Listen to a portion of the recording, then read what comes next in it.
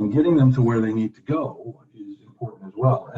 And if you think about the supply chain for cell and gene therapy products, it's fairly complex. It goes from raw materials to and coming from multiple vendors that have to all be qualified and shipped to where they need to go, whether they need to go to different manufacturers or whether they need to go to the patient. And and one of the raw materials, when you're talking about cell and gene therapy, one of the starting materials can be in patient's own blood.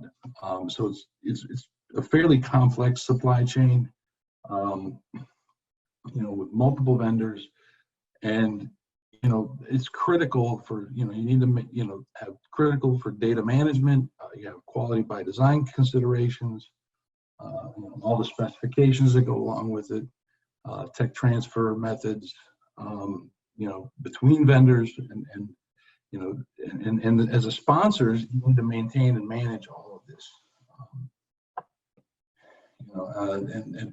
And some of the suppliers, even the raw material suppliers, can the availability of the materials is critical. Some of them may not be as readily available as others, and also some of the suppliers provide non-GMP materials. You need to make sure that your supply chain is well under control.